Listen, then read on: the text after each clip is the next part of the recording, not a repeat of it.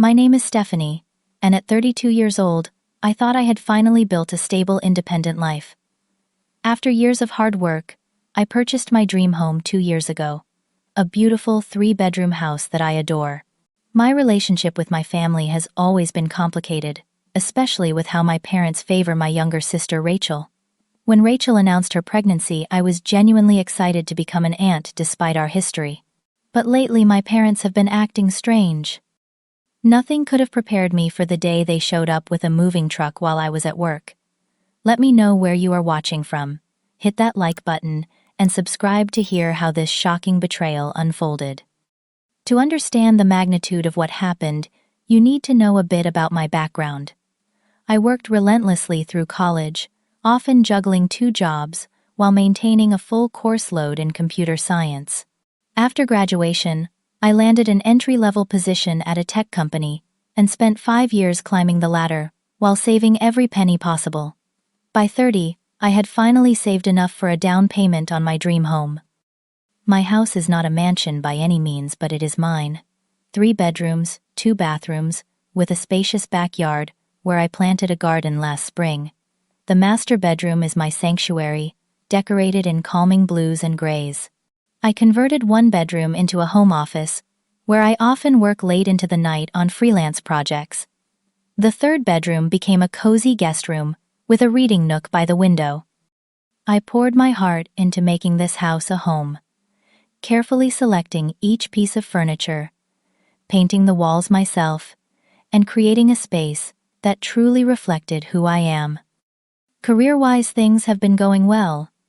I am now a senior software engineer at a respected firm with good benefits and job security.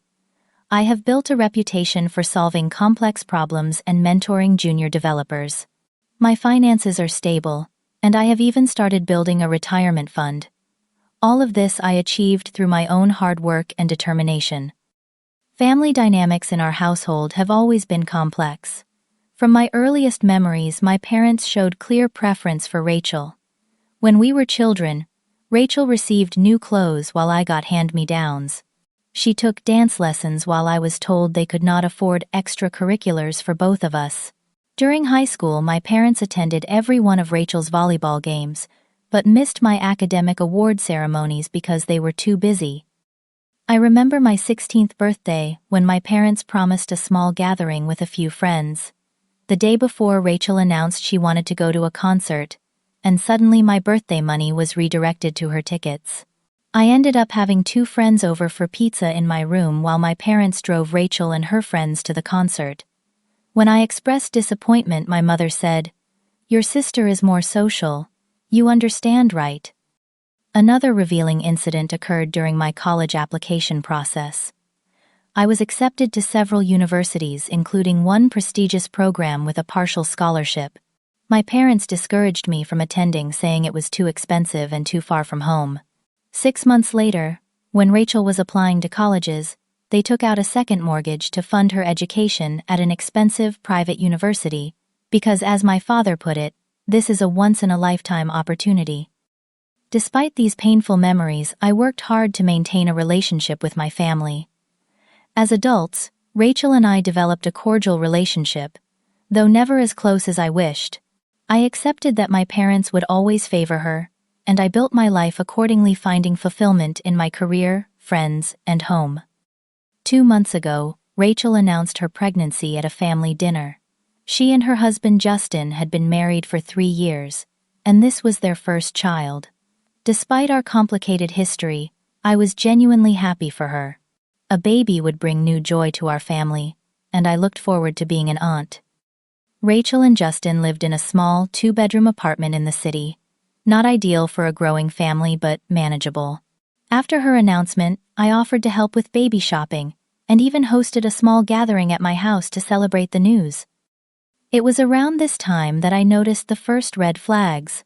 My mother casually mentioned how my house was too big for just 1 person, while helping me clear dishes after dinner. My father walked through my home office, nodding thoughtfully before commenting, "This would make a perfect nursery, all that morning sunlight." These comments struck me as odd, but I dismissed them, focusing instead on being supportive of Rachel during her pregnancy. I accompanied her to a baby store, where we looked at cribs and changing tables. I even purchased a beautiful rocking chair, as an early gift which she seemed genuinely grateful for. Looking back, I should have paid more attention to the subtle shift in my parents' and sisters' behavior. The seeds of what was to come were already being planted, but I was too busy seeing what I wanted to see: a family coming together to welcome a new member. About 6 weeks after the pregnancy announcement, I received a strange call from Rachel. She asked to confirm my exact address for a surprise delivery. This struck me as odd, since Rachel had visited my house countless times and certainly knew where I lived. When I questioned her, she became flustered and quickly changed the subject to her recent ultrasound appointment. At the next family dinner, I noticed Rachel and my parents whispering in the kitchen. They immediately stopped when I entered to help with dessert. My mother busied herself with cutting pie, while my father suddenly became very interested in his phone. Rachel avoided eye contact completely. "Everything okay in here?" I asked, trying to sound casual. "Of course, sweetie," my mother answered too quickly. "Rachel was just telling us about her doctor appointment yesterday." The atmosphere felt tense, but I could not put my finger on why. The rest of the evening passed, with forced conversation and an underlying current of secrecy that made me increasingly uncomfortable. The following weekend, my parents showed up unannounced at my house. This was unusual, as they typically called before visiting. My father carried a tape measure which he claimed was for a project at home, yet proceeded to measure several doorways and rooms in my house. "Dad, what are you doing?" I asked, as he measured the width of my home office doorway. "Just curious if standard doors are the same width in newer homes," he answered vaguely. Meanwhile, my mother was taking photos of my living room and kitchen on her phone. When I questioned her, she claimed she was getting ideas for redecorating their guest room. This explanation made little sense, as their home had a completely different layout and style than mine. Before leaving, my father asked pointed questions about my mortgage interest rate and whether I had considered how much equity I had built in the house. My mother commented again about how a single person really does not need this much space. Their behavior left me feeling unsettled. Later that evening, I called my best friend Lauren to share my concerns. "It sounds like they are planning something," Lauren said after listening to my account, "and it does not sound like something you are going to like." The next day, I was using my parents' iPad that they had left at my house to look up a recipe when a notification popped up. It was an email confirmation for a real estate listing appointment at a studio apartment downtown. The contact information listed was my father's phone number. I felt a chill run through me. Why would my parents be looking at studio apartments?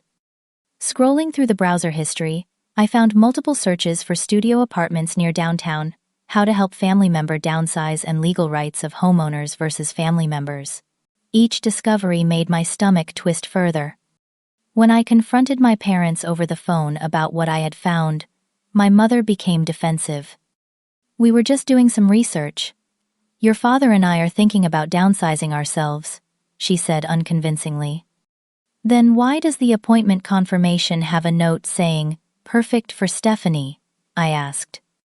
The line went silent for a moment before my mother sighed. "Honey, we just think that with Rachel having a baby, it might make sense for everyone if you moved somewhere more appropriate for your lifestyle. That big house is wasted on just you." I was stunned into silence. They had been planning to move me out of my own home without even discussing it with me. When I finally found my voice, I told them clearly that I had no intention of moving, and that they needed to respect my boundaries and my property.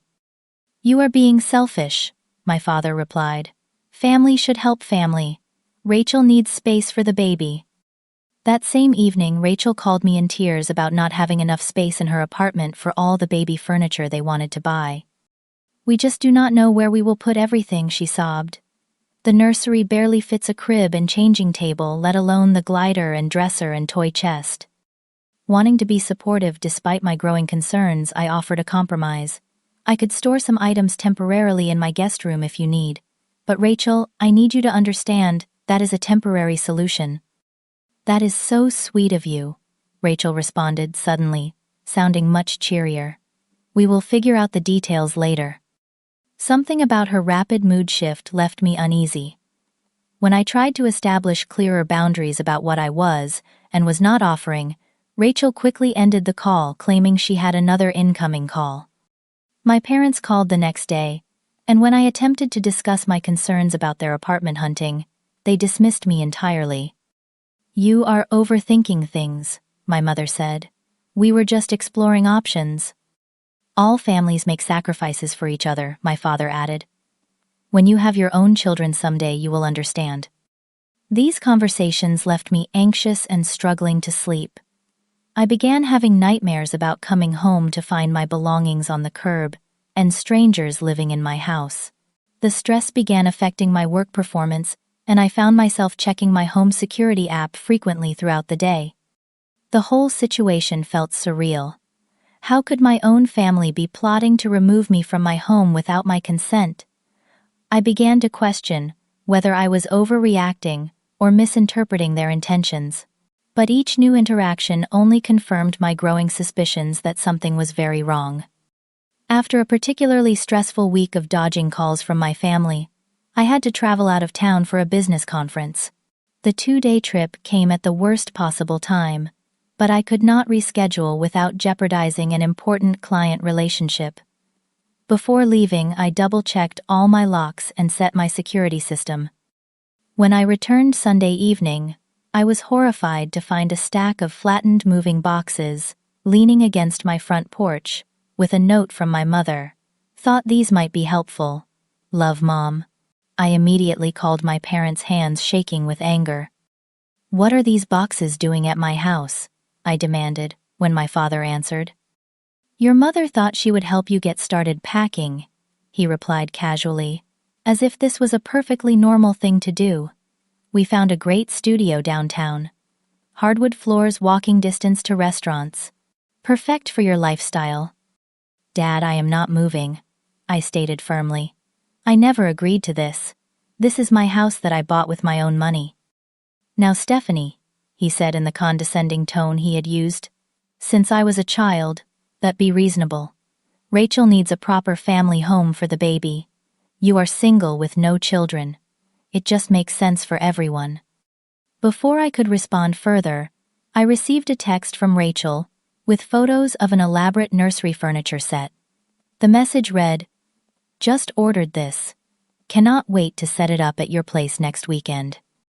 My heart pounding, I ended the call with my father and sat down to process what was happening. This was no longer just strange behavior. My family was actively planning to take over my home without my consent. The next morning, I called in sick to work and began searching through my email for any communication between my parents and me about my house. I discovered several concerning messages I had missed or forgotten. In one, my mother had asked for a digital copy of my house key in case of emergencies. In another, my father had inquired about the name of my mortgage company for tax purposes. Most alarmingly, I found an email chain between my parents and Rachel that I had been blind copied on, presumably by accident. The subject line read "Stephanie's House Transition Plan," and it contained detailed discussions about how Stephanie's house is perfect for a growing family, and how they would help her see that this is the best solution for everyone. There was mention of a lease agreement for a studio apartment and plans to move me out gradually over the next month. My sister had even written, "The master bedroom has perfect lighting for nursing, and the backyard is exactly what we want for when the baby starts crawling." With growing dread, I checked my mailbox and found a letter from a property management company I did not recognize. Inside was a lease agreement for a studio apartment with what appeared to be my signature forged at the bottom. They had gone so far as to create fraudulent documents in my name. That evening, Rachel came by, unannounced, claiming she wanted to check on me after hearing I was sick. Once inside, she quickly revealed her true purpose. "So, have you started packing yet?" Mom said she dropped off boxes yesterday. I took a deep breath and decided to be completely direct. "Rachel, I am not moving. This is my house. I am not giving it to you." Her friendly demeanor instantly changed. But we already put a deposit down on that studio for you. It is really nice, you know. And Justin and I need more space now that the baby is coming. That is not my problem, I replied, struggling to remain calm. I am sorry you do not have enough space, but that does not give you the right to take my home. Rachel's face hardened. You do not need all this space anyway. It is just you. We are going to be a family of 3. I need you to leave, I said, moving toward the door. You are being incredibly selfish, she snapped. After everything our parents have done for you, you cannot even do this one thing to help the family. Think about your niece or nephew. After Rachel left, my parents called.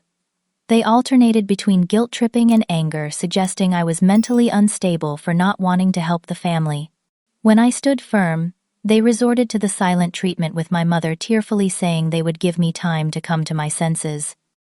The stress began to take a serious toll.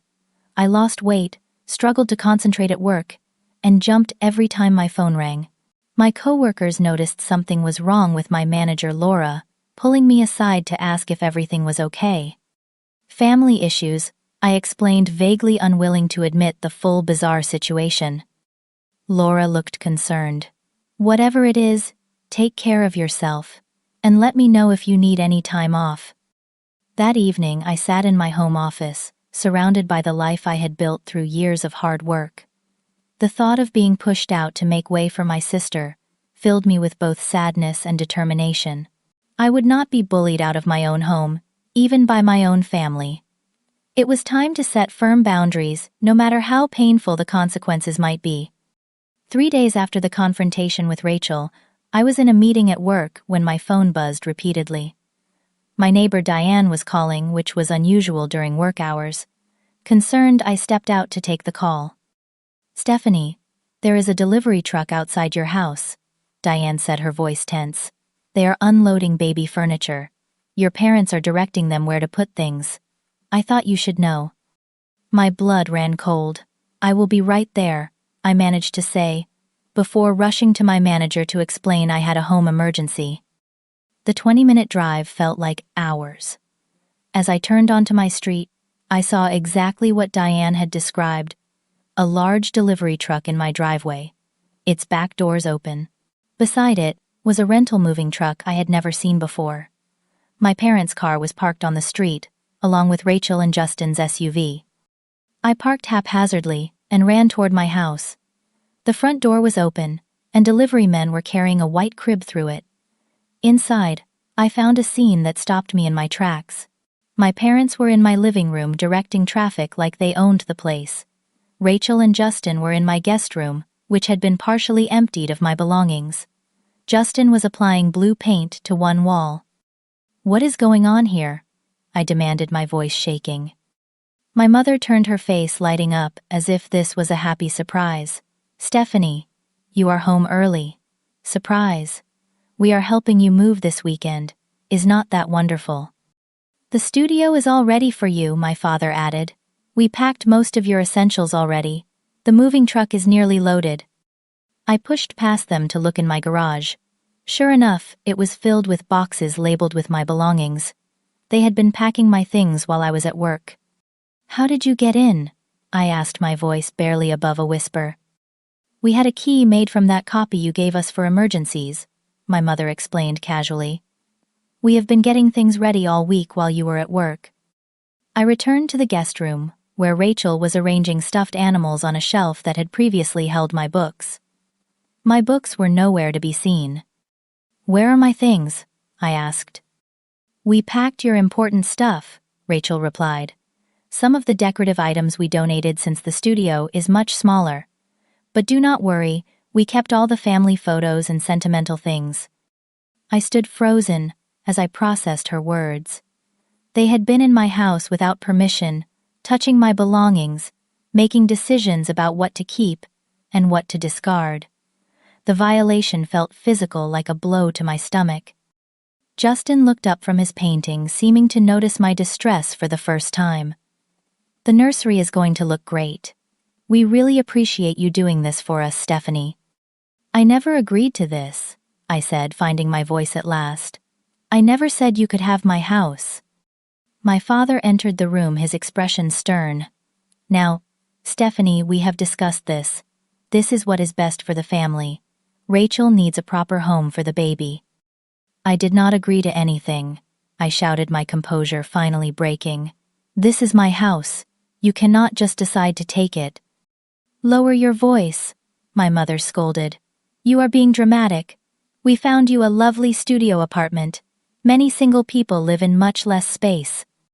Rachel placed a hand on her pregnant belly, her go-to move, when she wanted to end an argument in her favor. Think about the baby, Stephanie.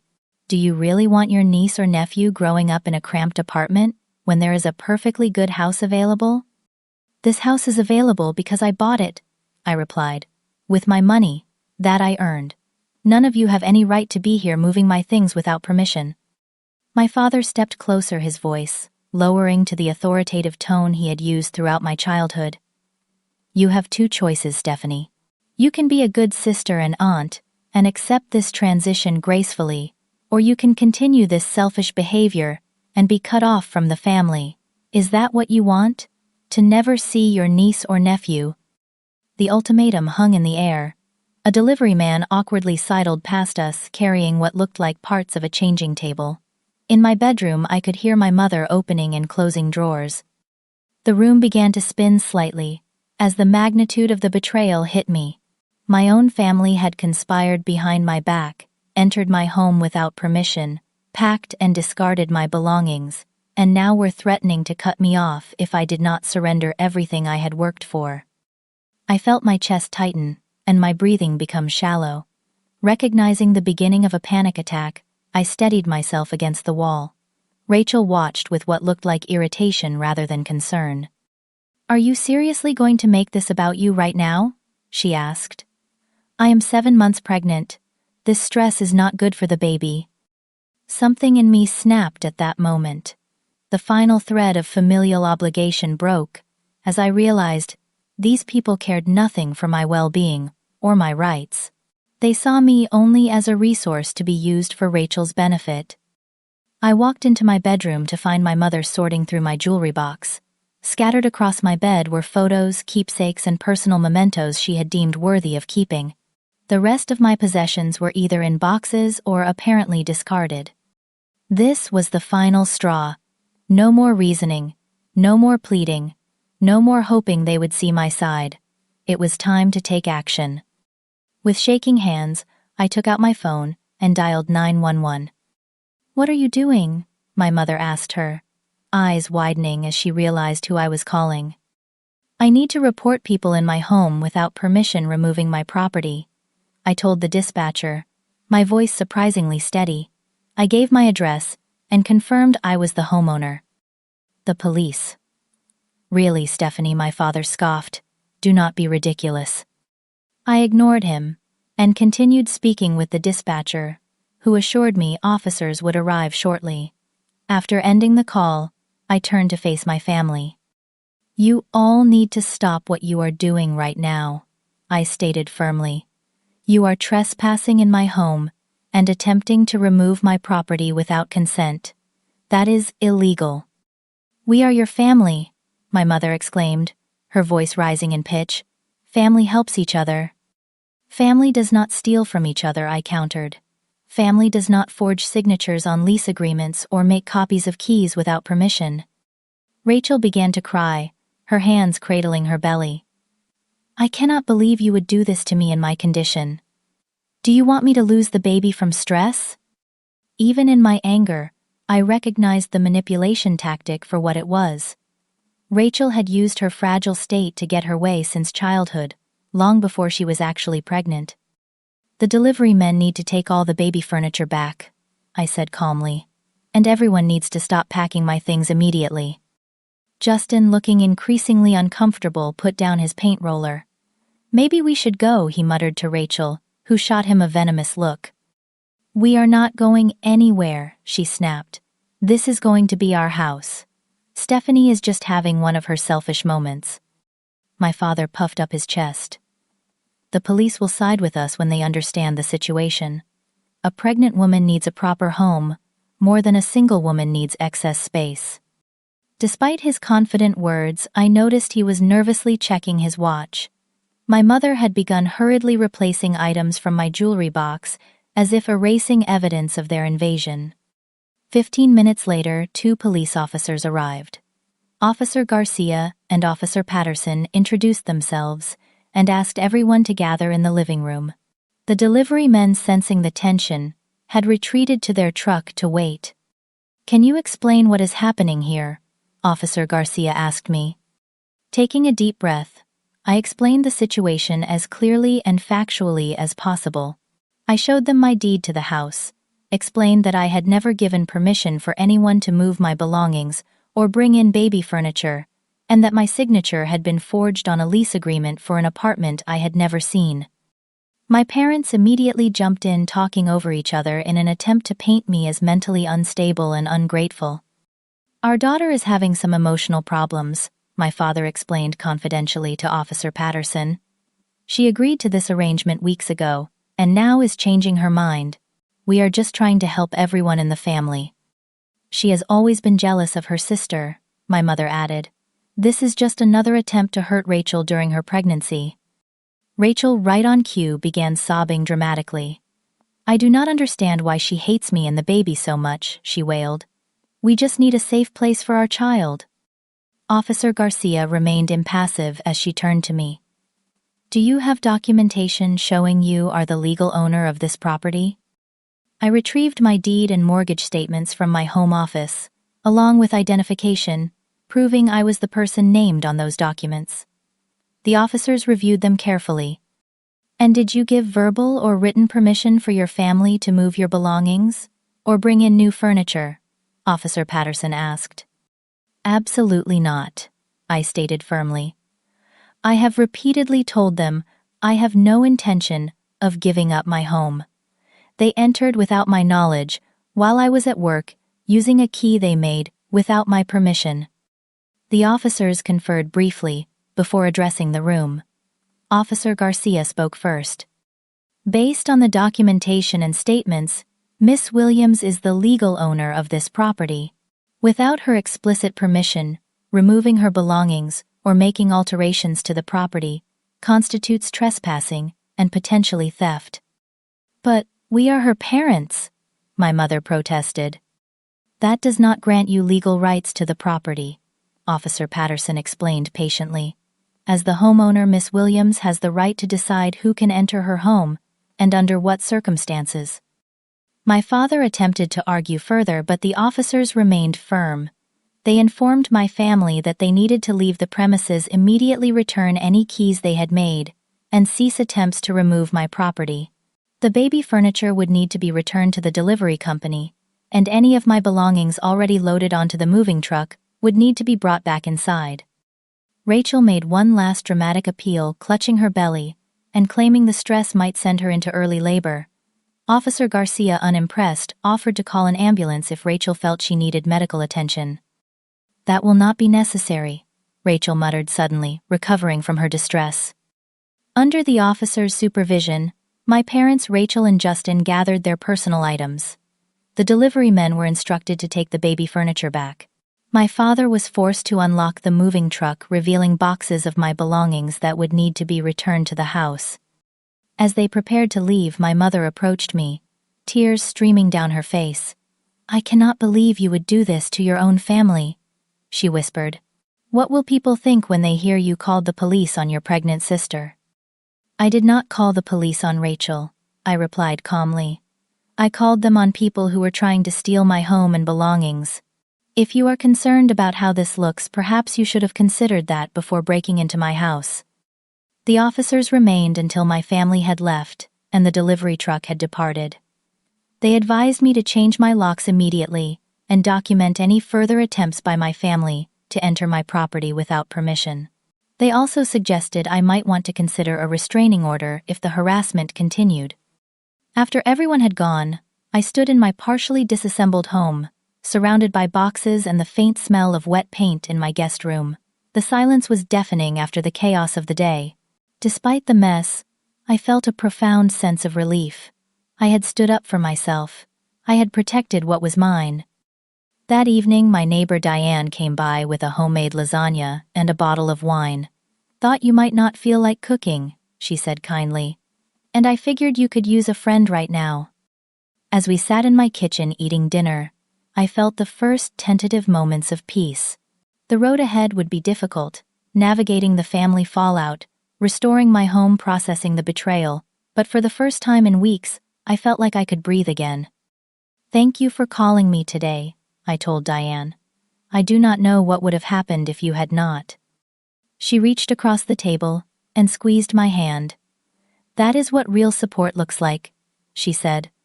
"Not taking but protecting what matters to someone else."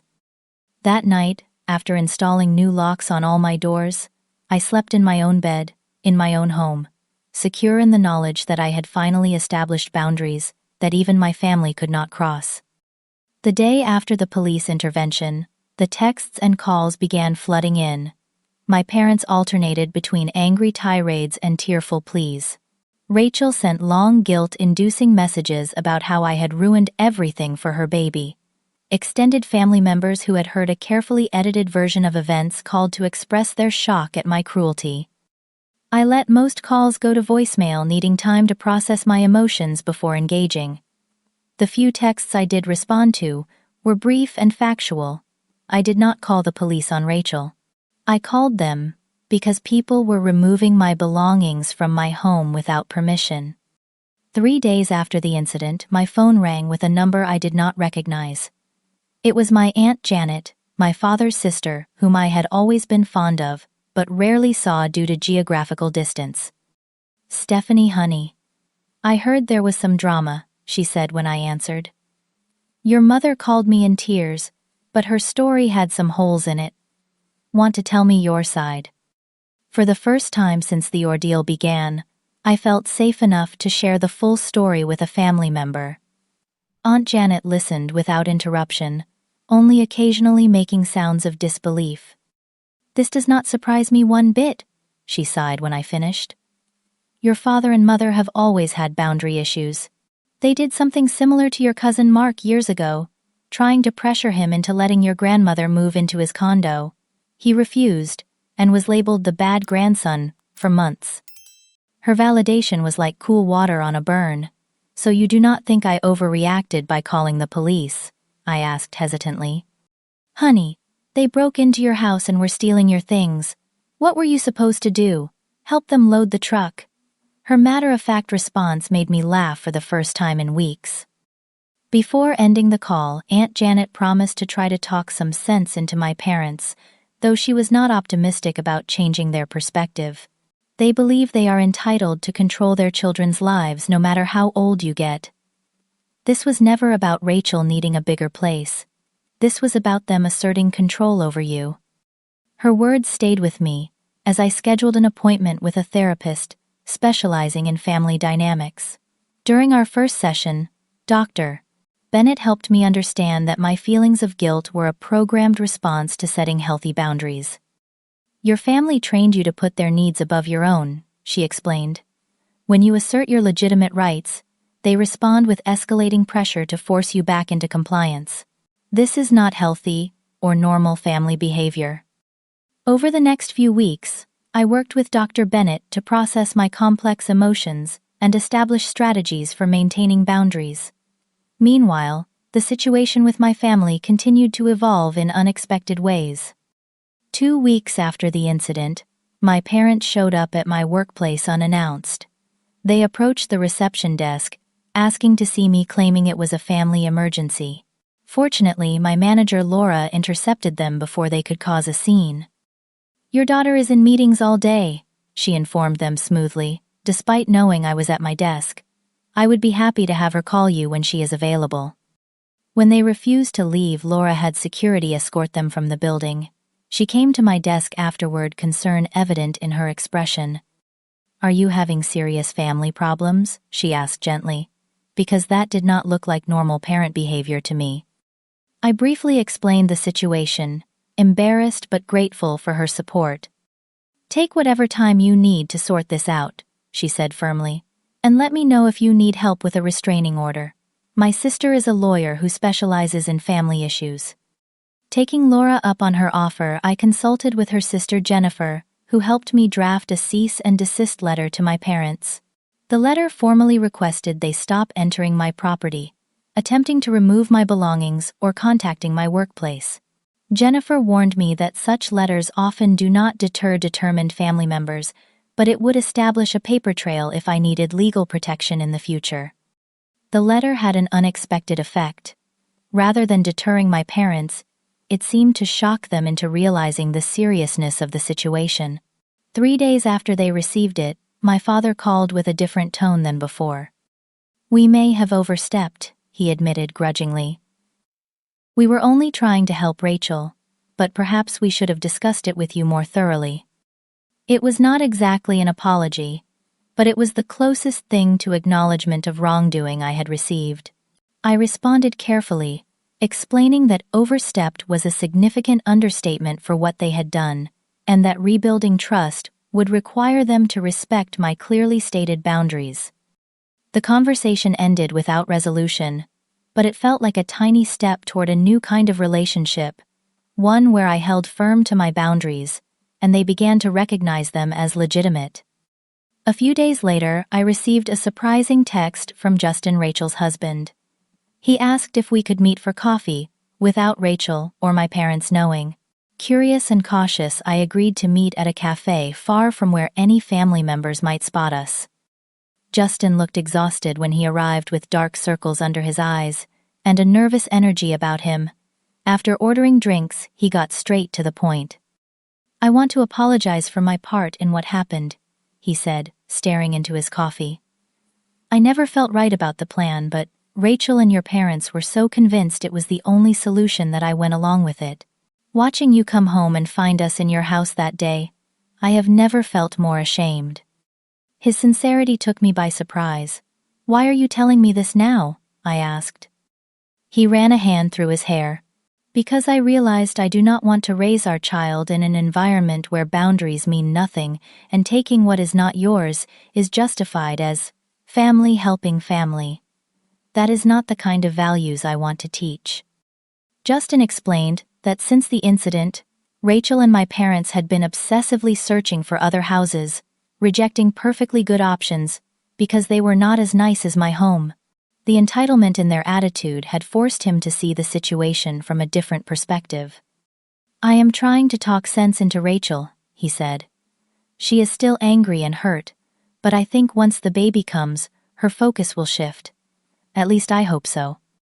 Our conversation gave me a glimmer of hope that at least one person in my family circle understood the importance of boundaries and respect. Before leaving, Justin asked if I would be willing to meet with Rachel once things had calmed down.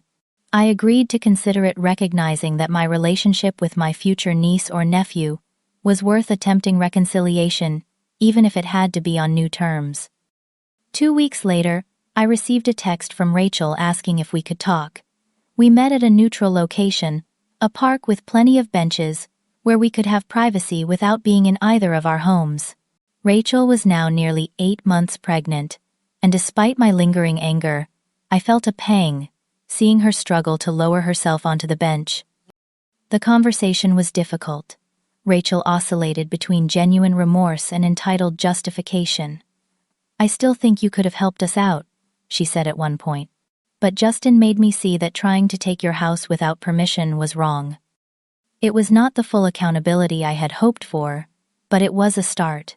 We ended the meeting with a tentative agreement to begin rebuilding our relationship, with the understanding that it would look different than before. I would be an aunt to her child, but my home was permanently off limits for solutions to her housing needs. As for my parents, they made several attempts at reconciliation, though none included a genuine acknowledgement of how severely they had violated my trust. Their idea of making amends was to suggest we all just move forward and forget about the unpleasantness. Dr. Bennett helped me see that without true accountability, reconciliation would only set me up for future boundary violations. I decided to maintain limited contact with my parents, with clear guidelines about what topics were open for discussion and what behaviors would result in me ending communication. It was painful but necessary to protect myself from further emotional harm. Throughout this difficult period, I found unexpected support. Coworkers invited me to dinners and weekend activities. Neighbors checked in regularly. Even acquaintances from my yoga class sensed something was wrong and made efforts to include me in their social plans. I began to see that family could be something you create, not just something you are born into. As the weeks passed, I gradually reclaimed my home, repainting the wall in my guest room, reorganizing my belongings, and adding new security features. Each small act of restoration helped heal the sense of violation I had experienced. My house became not just a home again, but a symbol of my independence and self-respect. 6 months after the moving truck incident, my life had found a new equilibrium. My home was once again my sanctuary, with additional security measures providing peace of mind. I had repainted several rooms, rearranged furniture, and added personal touches that made the space feel fresh and fully mine again. The journey had not been easy. There were nights I questioned whether standing up to my family had been worth the pain of altered relationships. There were moments I nearly gave in to the pressure to just apologize and move on without addressing the fundamental boundary violations. But with each passing week, my resolve strengthened, and my sense of self-worth grew. One Tuesday afternoon, I was shopping at the local grocery store when I turned a corner and nearly bumped my cart into Rachel's, Sidon. She had her newborn daughter Emma in a carrier against her chest. We both froze for a moment, surprised by the unexpected encounter. "Hi," I said, finally breaking the silence. "Hi," she replied, adjusting the baby's tiny hat.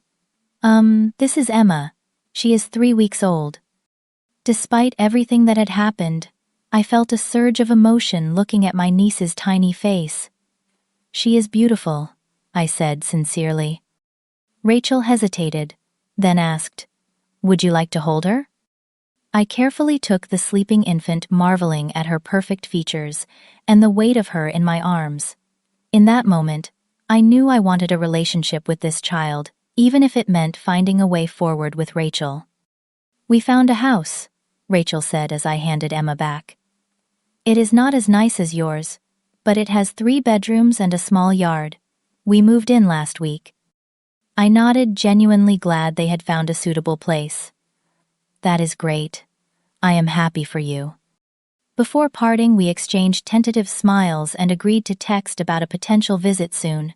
It was a small step, but an important one, in rebuilding a relationship on new, healthier terms. My relationship with my parents remained more complicated. They still struggled to understand or respect my boundaries, often testing them in subtle ways. During our limited interactions, they would make comments like, "When are you going to get over that silly moving incident?"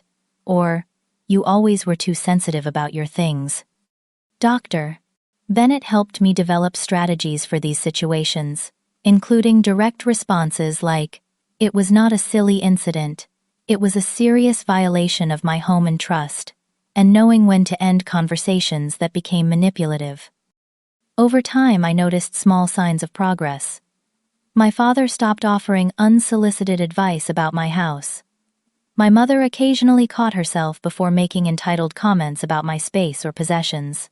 They were learning, albeit slowly, that my boundaries were non-negotiable. Through therapy, I gained valuable insights about myself and my family dynamics. I recognized how their treatment had led me to doubt my own perceptions and needs, a pattern Dr. Bennett identified as gaslighting. I learned that setting boundaries was not selfish, but essential for healthy relationships. Most importantly, I discovered that standing up for myself did not make me a bad daughter or sister, it made me a healthy adult. As spring arrived, I decided to redecorate my home to truly reflect my personality and needs. I converted the guest room that had nearly become a nursery into a creative space for my photography hobby. I planted new flowers in the garden and built a small meditation area under the shade of an oak tree. Each change reinforced that this was my space created according to my vision. Through a support group for adult children of controlling parents, I found community with others who understood my experiences.